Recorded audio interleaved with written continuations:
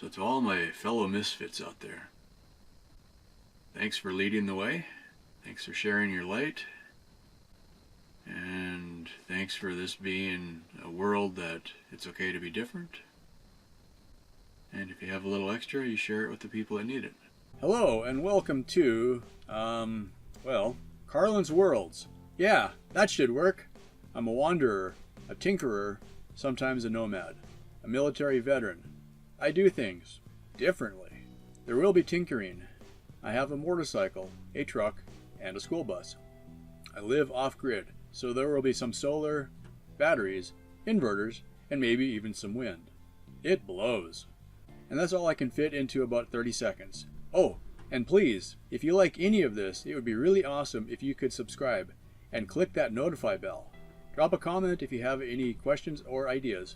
Share, like, comment, subscribe, notify. Oh, and Patreon if you're really an awesome kind of person. Cool. On with the show already. 4:17 in the morning.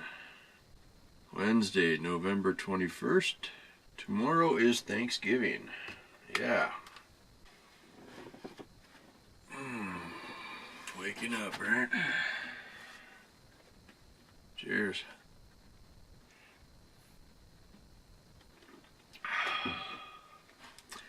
Thanksgiving Day message. It seems like a popular thing to do. Of course, this won't get released until next week, probably, but anyway. You could start off with the funny ones, I suppose, but some days it's serious. I'm thankful for propane and propane accessories. King of the hill. Yeah, there's a lot of days I grumble about shit that's just not as good as it should be, and that kind of gets me down sometimes. At the same time, it's the life I've chosen. So my misadventures, this is where I am. This is where I guess I'm supposed to be. I don't know. And I had a better life, and then I walked away from it. That can't be smart. But I think, if I really think about it, I'm thankful for my spirit of adventure. I like doing things by myself. Being out here on my own, it's good for me. That's where I want to be. So I'm thankful for my ability to do things on my own, for my ability to be self-sufficient as much as I am. I'm thankful for my very strange resume, where I've done so many things for not very long sometimes, but practically every job I've done has made me who I am. Either I'd learn, I don't ever want to do that again, which is useful, or I'd learn some skill that at the time didn't seem like it made any difference, but over time, I'm like, oh, now I know how to do this, and I know how to do this, and, it's been handy. I know how to do some electrical work and plumbing work and building things, and, I've got a MIG welder and I've got a sewing machine. That doesn't come up very often in the same sentence. Be thankful,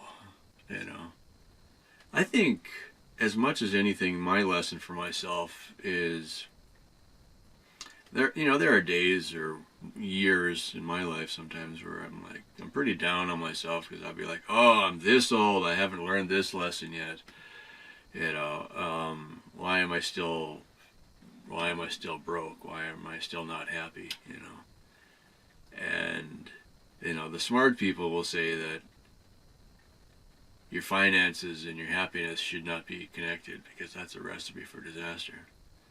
You think about people who have made a lot of money and still look pretty unhappy. And then you look at people, like you get these pictures of the kids in like Africa, and all they have is dirt, but they're giggling, maybe, because they don't have an iPad, they don't know any better. I got lots of sand. Maybe that's close enough, you know. The pursuit of happiness is the goal. And I think for me, I'm happiest when I'm doing something, not when I'm sitting around thinking about it, you know. When I'm actually in a creative process, making something happen. You know, I could be making sawdust, or I could be grinding or welding or writing. That's when I'm in my happy place, you know. I'm finding that out here, in the bus, out in the desert, Venus is coming up. We had nearly a full moon tonight. It was so bright outside, it was beautiful. You know, it's peaceful out here. I can do the things that I want to do without a lot of interruptions. You know, my cell phone doesn't work. That's awesome, you know. I've got quiet heat and quiet energy, you know. Most days I run what I need to run off of solar panels. My propane heater is virtually silent. I don't get road noise. I can't really hear my neighbors most of the time. Sporadically I have something like a B-1 bomber come buzzing over my head, which, you know, that's pretty cool as far as I'm concerned. That doesn't bother me at all, you know. I always stop what I'm doing to go out and look. It's a good life. I've always looked at this out here as I'm out here so that I can create. You know, I've got what I need. And for that I'm very thankful. For people who wonder about what the heck I'm doing out here, you know.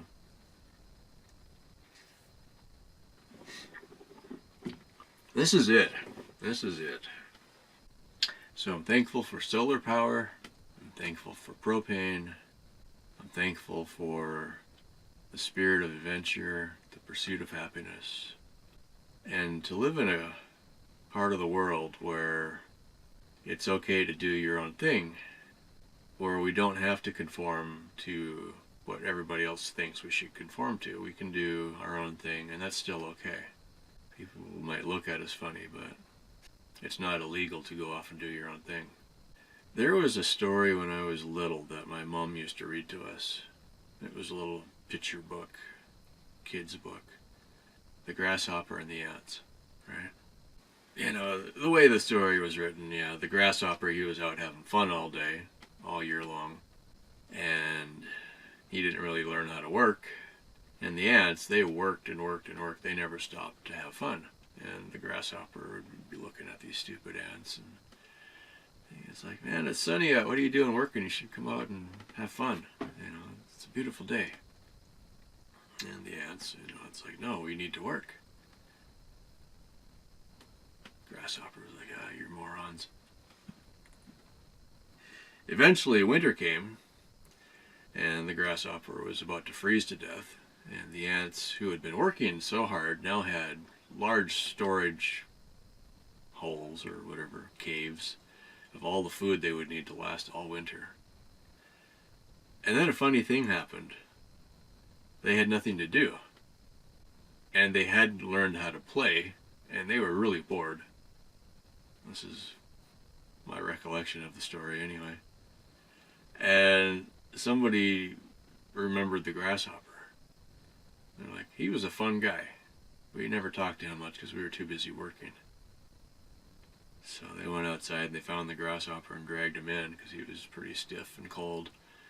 Put him in front of something warm. And then all winter long, they fed the grasshopper because he entertained the ants. And, you know, I think that the moral of the story was supposed to be that you're supposed to be a hard worker so you have food for the winter. But I always identified with the grasshopper. I'm like, okay. There was a quote. It's on my website. I can't remember if it was Benjamin Franklin. Might have been. Something about living a life worth writing about. You know, write something interesting or live something worth writing. Right? Something like that. I don't remember if this was a true story, but I read like an essay or an article one time, and they were talking about an island, Pacific island somewhere, maybe 100 people. That was all that lived there. Just everybody fished, and that's all there was. So your typical grass or thatch huts, and maybe a coconut once in a while, and you'd fish, and that's how you lived. It was a small island, but it was just enough for the maybe 100 people. I don't remember. This could have been an economics story. I don't remember if it was actually a real island, but maybe it was just like a parable kind of a thing.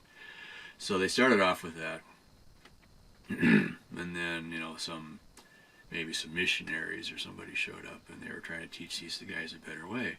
Then it's like, well, yeah, but if you fished every day, you would probably catch a fish every day. Especially if you got good at it, and then you would be able to support your family. And everybody fished. I mean, maybe the wives stayed home or whatever, but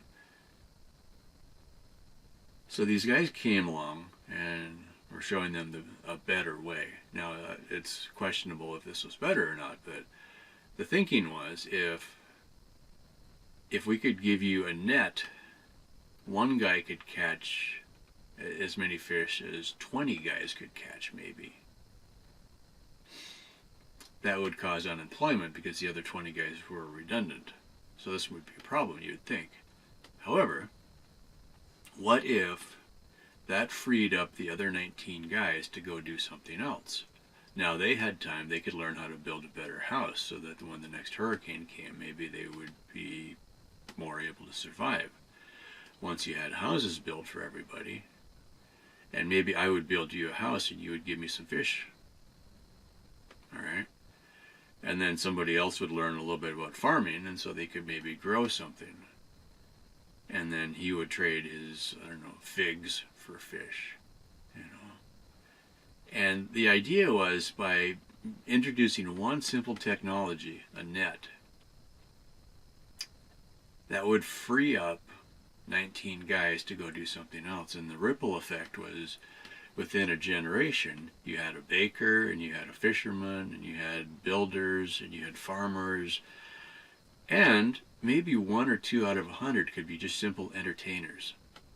They could be the person who, at night around the campfire, they could be the storyteller, or maybe one could be a doctor. He could learn a skill. Maybe because you weren't so busy fishing, you could make a better boat.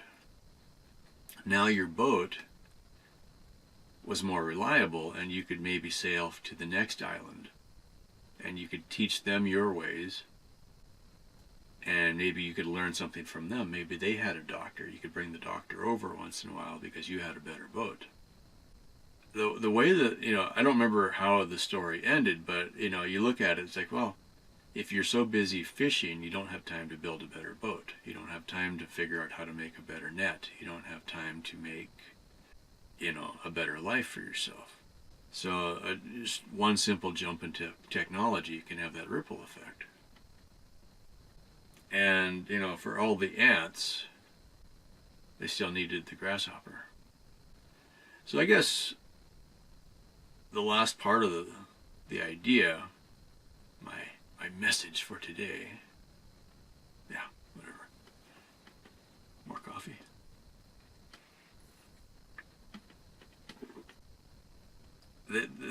They talk about diversity and having our differences, and that's okay.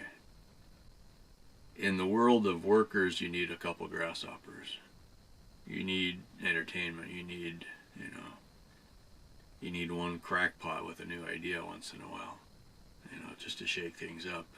You get your Steve Jobs kind of a guy. He completely disrupted an industry, You got your authors and your movie makers and your creators, the guys who entertain us with being able to build, guys and ladies. Build and invent. And sometimes the people don't even really realize what they have, but they share it anyway. So to all my fellow misfits out there, thanks for leading the way. Thanks for sharing your light. And thanks for this being a world that it's okay to be different. And if you have a little extra, you share it with the people that need it. Thank you. Well, that's about it. Thank you so much for watching. Yeah, that should work. Cool.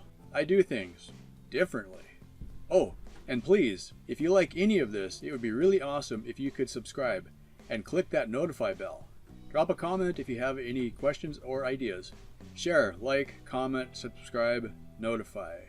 Oh, and Patreon if you're really an awesome kind of person. Thank you so much for watching.